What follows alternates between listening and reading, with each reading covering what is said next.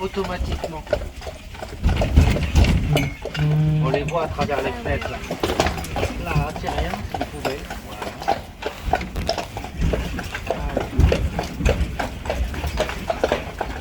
Alors devant vous le château royal, légèrement sur votre gauche la façade Louis XII, qui date du XVe siècle.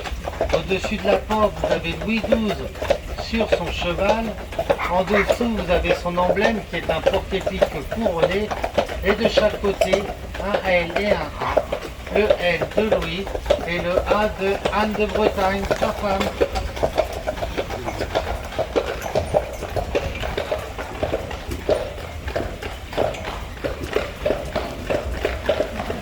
Actuellement, sur votre gauche, vous avez la partie la plus ancienne du château.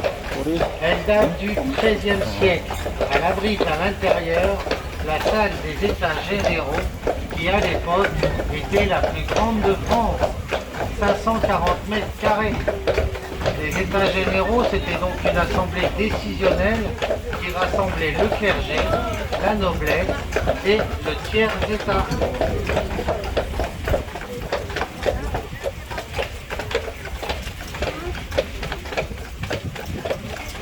Sur votre droite, là où il y a les arbres, ce sont les anciens jardins du château qui, à l'époque, s'étendaient sur 10 hectares. Et c'est ici qu'est née l'appellation de la prune Reine Claude, en hommage à Claude de France, la femme de François Ier.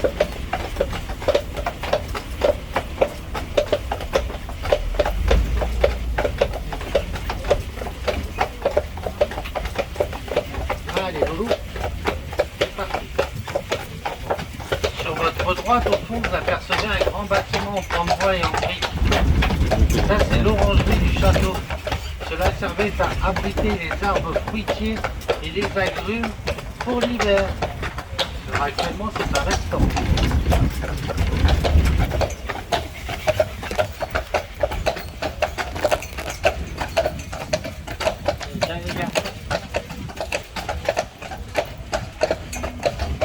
Ici, nous sommes dans les fossés du château. Ce sont bien des fossés, ce ne sont pas des douves, car il n'y a jamais eu d'eau. Le château étant construit sur une petite colline, il aurait été compliqué d'acheminer de l'eau jusqu'ici.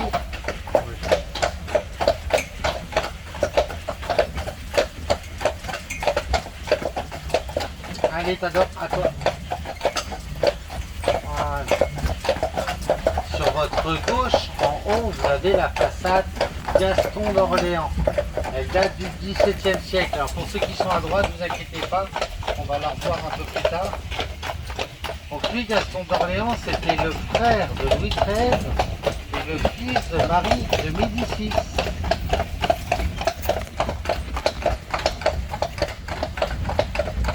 Dans quelques instants, nous allons rentrer dans le Vieux-Port. Les rues sont très étroites, donc par moment, ça va frotter un peu sur les côtés. Non, c'est pas vrai, je rigole. Non, par contre, on va rouler sur les pavés, ça va créer quelques petites secousses, donc vous inquiétez pas, rien de grave. Ça nous rappellera le confort de l'époque.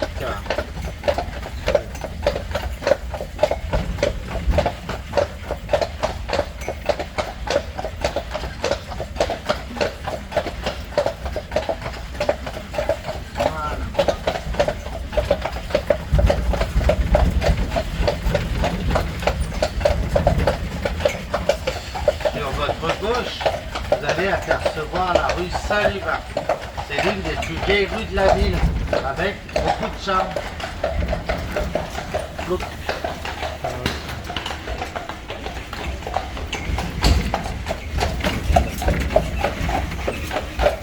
Ici, nous sommes dans la rue des Trois Marchands. À l'époque, c'était l'axe principal qui reliait Orléans à Tours. Tout le commerce passait dans cette rue. Les bords de Loire n'étaient pas aménagés à l'époque.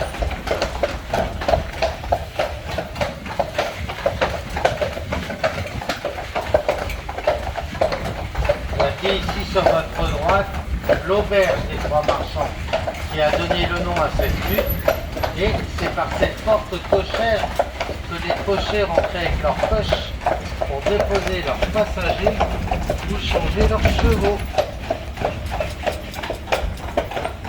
allez apercevoir des maisons à colombage ou à pont de bois. Elles datent du 15e siècle. Plus le colombage était complexe, plus le propriétaire était riche. Alors vous verrez dans la deuxième partie de la balade, je vous montrerai des colombages beaucoup moins complexes que cela. Il y aura moins de croisillons, moins de diagonales.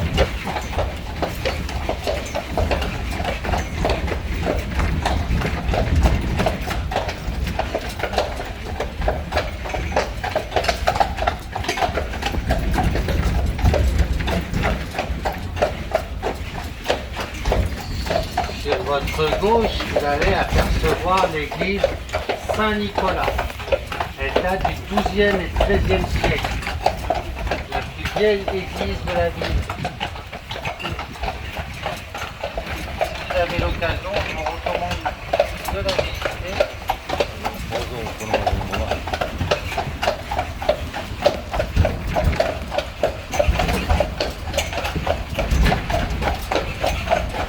Ici, sur votre droite, vous avez le quartier du Foix. Alors Foix, ça s'écrit F-O-I-X. Ça vient du mot fiscus, de la fiscalité. C'est le quartier des impôts. Alors la maman de Victor Hugo qui habitait à Blois habitait dans ce quartier. Alors bien sûr, lui, Victor Hugo, il est né à Besançon. Mais il venait rendre visite de temps en temps à sa maman à Blois, dans ce quartier. Alors devant vous, là, entre les deux feux, à côté du panneau parking, vous avez une toute petite tour là de 3 mètres de haut. Cette tour, elle date du XVIIe siècle. Est-ce que quelqu'un aurait une idée à quoi servait cette tour? Je pense que c'est pour surveiller la navigation. Alors c'est pas pour surveiller la navigation. Alors c'est un rapport avec l'eau. La hauteur. Alors c'est pas pour la hauteur de l'eau, parce que c'est un rapport avec l'eau, mais pas l'eau de la Loire. Oh là. Pureté, Pardon? sa pureté. C'est pas, non, pas pour la pureté de l'eau. C'est pas un rapport avec l'eau de la Loire. On donne notre langue au chat. Vagabond, t'adores, marchait. Au XVIIe siècle, c'est les premiers aménagements publics qu'arrivent en ville. Le titre est un urinoir. Il y en avait 3 comme ça sur le bord de Loire. Ouais, mais vous, cette bombe, c'est... C'est pratique, oui, pour par moment. Sur votre gauche, vous avez l'abbaye bénédictine Saint-Lomère. Elle date du XVIIe siècle. Au XIXe siècle, c'est devenu l'Hôtel-Dieu, c'est-à-dire l'hôpital de Blois.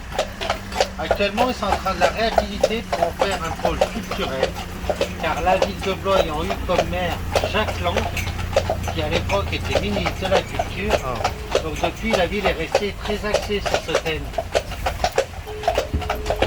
Alors, Jacques Lang qui a également créé les fêtes de la musique. Exact.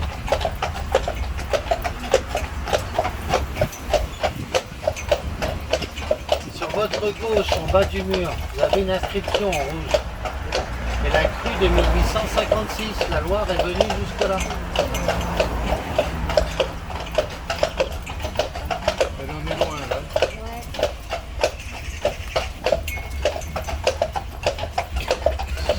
Sur votre gauche, vous apercevez l'arrière de l'église Saint-Nicolas. Un peu plus au fond, vous avez l'arrière du château de Blois avec la partie Gaston d'Orléans. Et devant, la petite tour ronde, c'est un vestige du Moyen-Âge. Alors lui, Gaston d'Orléans, il avait construit dessus une petite maison pour regarder les étoiles, parce qu'il était passionné d'astronomie. Et sur votre droite, le fleuve royal, la Loire, qui est classé au patrimoine mondial de l'UNESCO pour sa faune et sa flore. Et de l'autre côté, en face, c'est le quartier des mariniers, un quartier très populaire. Les mariniers étant ceux qui travaillaient sur la Loire pour la pêche et le commerce, avec leurs petits bateaux à fond plat. Alors les bateaux, vous en avez de l'autre côté du pont là-bas, à travers les arches.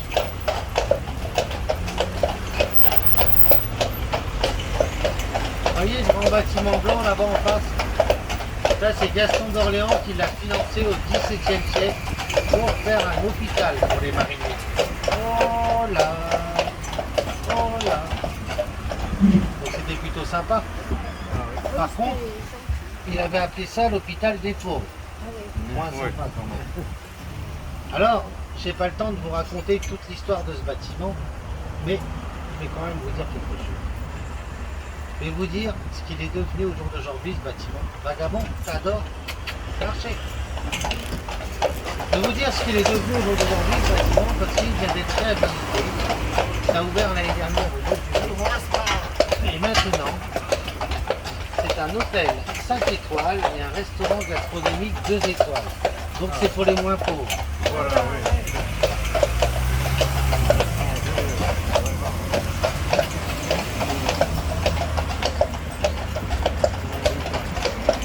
Devant vous qui enjambe la Loire, le pont Jacques-Gabriel, d'où le nom de son architecte, qui a également réalisé la place de la Concorde à Paris. Ce pont est en forme de dodane. On fait passer des bateaux avec la main et la fleuve.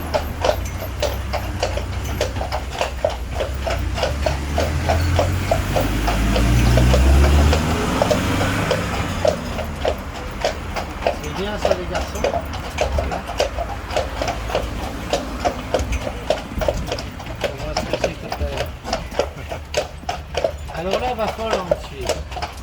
Vous voyez, dans le lit de la Loire, vous apercevez des amas rocheux là, tout le long. Donc ça, c'est l'emplacement de l'ancien pont médiéval. Ce pont, il était sur l'axe Chartres-Lyon. Vous avez là-bas en face, à gauche du Dôme Blanc, la rue Gaston d'Orléans. Et vous allez avoir dans quelques instants sur votre gauche, là-bas où il y a la voiture jaune et la voiture blanche, la rue du Commerce. Alors, c'était un axe principal à l'époque parce qu'il n'y avait que 9 ponts sur toute la Loire. Et puis pour nous, à Blois, c'était l'axe principal de la ville. Sauf que ce pont, il arrivait une grosse histoire. Il a suivi ce qu'on appelle la débâcle de la Loire. C'est-à-dire, en l'hiver 1715-1716, la Loire a gelé tellement fort pendant 3 mois que lorsqu'elle a dégelé, les blocs de glace étaient si énormes qu'ils ont emporté le pont. Vous voyez l'axe de la ville avant était là.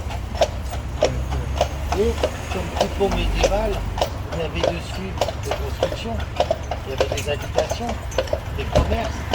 Sur celui-ci, il y avait même une église. Donc quand le pont s'est écroulé, ici, ça fait beaucoup de boulot.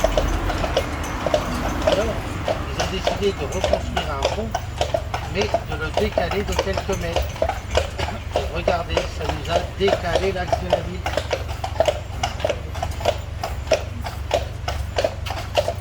Allez, voilà. Oh là. On va faire un constat avec la municipalité. Sortez les papiers. Alors, au XVIIIe siècle, quand ils ont construit Jacques-Gabriel, à l'époque des grandes lignes droites, des grands boulevards haussmanniens, dans cette direction, vous avez une ligne droite de 10 km en direction de Chambord. Vagabond, t'adores marcher. Vagabond, t'adores frotter. Allez.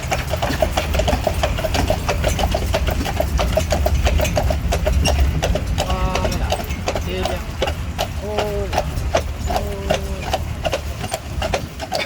Sur votre droite, en haut, vous apercevez la cathédrale Saint-Louis. Elle date du XVIIe siècle. Alors la cathédrale Saint-Louis en altimétrie, elle est plus haute que le château, car à l'époque, Dieu était au-dessus du roi.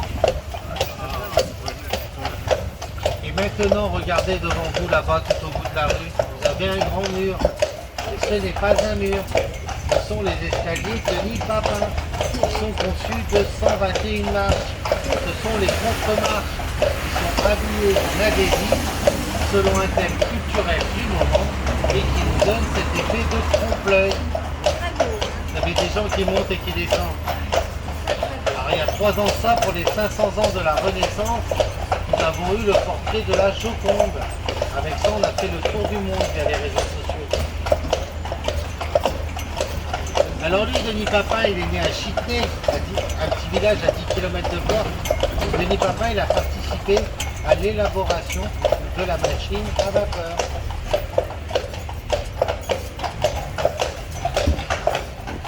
Alors, une question pour le monsieur là qui est au fond. Est-ce que vous savez pourquoi dans l'escalier Denis Papin, est-ce que vous savez pourquoi dans l'escalier Denis Papin ils ont collé des adhésifs sur les contremarches? Parce que l'escalier il est Papin. Sur votre gauche, vous avez 3 clés. Elles symbolisent le quartier des serruriers. Car à l'époque, les corporations se réunissaient par quartier. Bien que les boulangeries qui étaient en périphérie des villes limitaient le risque d'incendie.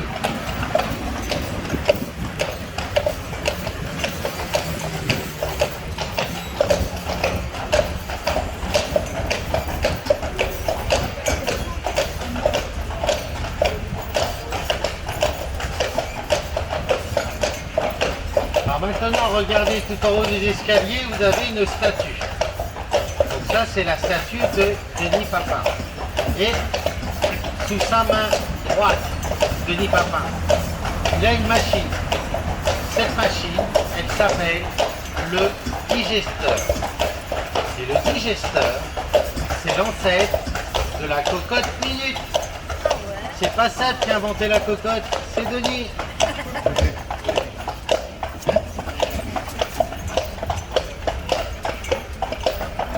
Dans cette rue, on a 2 époques différentes. À gauche, on retrouve le vieux bloc, 15e siècle. Et à droite, une architecture beaucoup plus classique, de style haussmannienne, date du XVIIe siècle.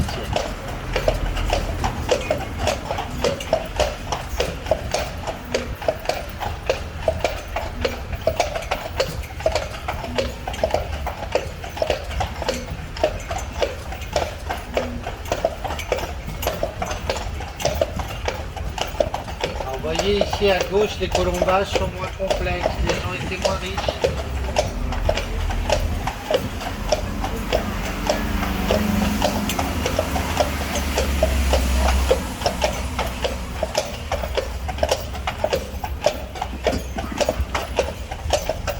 Au prochain carrefour, on va retrouver notre ancien axe de la ville, avec à gauche la rue du commerce que l'on a vu tout à l'heure côté droit. Et à droite, la rue Porte Chartraine qui permettait de sortir de la ville par la porte de Chartres. Car à l'époque, la ville était fortifiée. Il y avait 9 portes.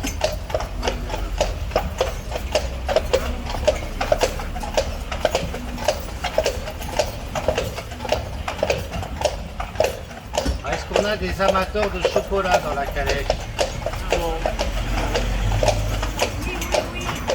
Sur votre droite, là où il y a la boutique Jacques Cartier. C'est ici qu'en 1848, Auguste Poulain a créé sa première boutique. Car les chocolats Poulain sont blésois. Ensuite, il a monté une usine là-bas à côté de la gare. Et quand j'étais petit, cette usine, elle fonctionnait encore. Et grâce à elle, on savait quand il allait pleuvoir. Car le vent tourné a ramené l'odeur de chocolat en ville. Par contre, ça voulait dire qu'il allait pleuvoir. Actuellement, l'usine, elle est à 4 km d'ici, à la campagne, mais les chocolats Poulain sont toujours blésois.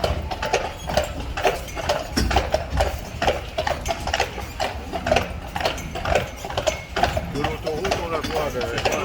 C'est un autochtone? Pardon? Le monsieur, c'est un autochtone originaire d'ici? Non, je sais pas. Non, mais des fois, il peut y en avoir qui sont... Parce qu'on a des personnages comme ça qui sont un peu... Oui,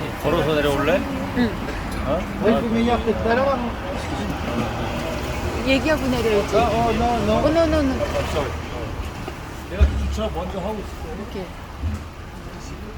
Sorry, he parked the car over there. So time is, yeah. Vagabond, t'adores marcher.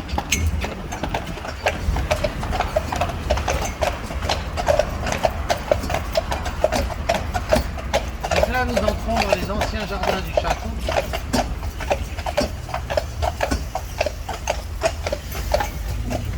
Et devant vous, vous avez l'église Saint-Vincent. Elle date du XVIIe siècle, elle a été financée par Gaston d'Orléans. C'est pour ça qu'on y retrouve en haut sur la façade son emblème, qui est les G entrelacés.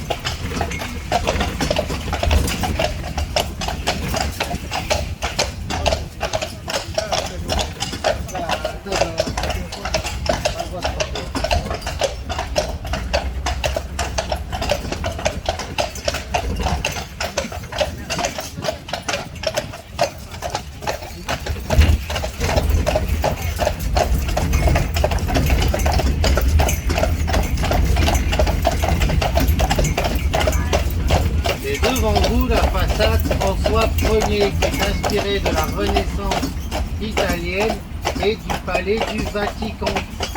On y retrouve ce système de loge, on y retrouve également l'emblème, l'emblème de François Ier qui est la salamandre. Et de ce point de vue, on a trois époques. Tout à gauche, là-bas, on a le XIIIe siècle. Devant nous, on a le XVIe siècle et à droite, on a le XVIIe siècle. Lorsque nous sommes partis tout à l'heure, nous étions au XVe siècle.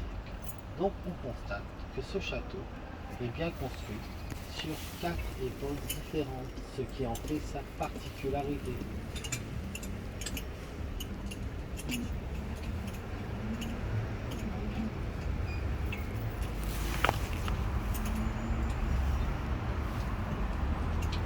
T'adores?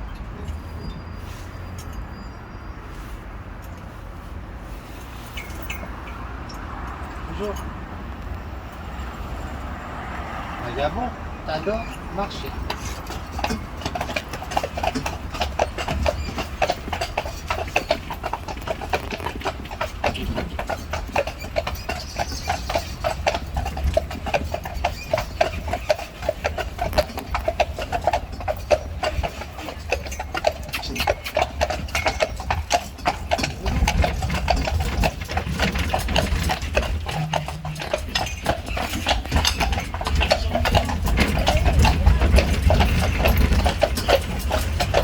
Vagabond, t'adores monter.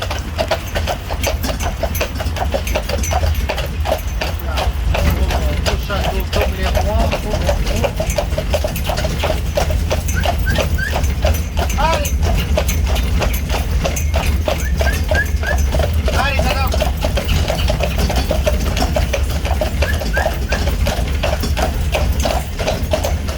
Allez, vagabond!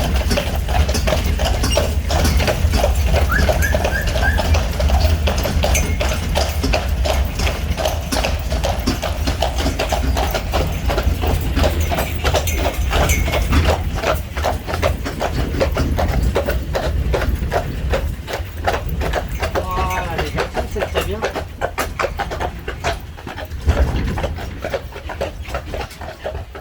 Là, on va revenir sur la statue du roi sur son cheval. Regardez le cheval. Le cheval, il a les deux membres du côté droit levés à main.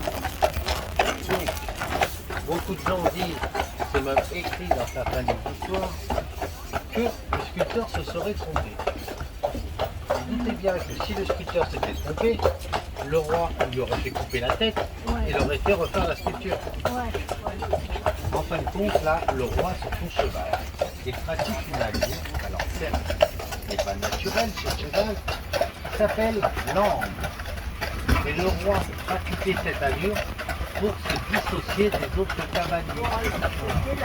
Alors l'amble peut être naturel chez certains animaux, comme la girafe ou le chameau. Voici pour la vraie explication.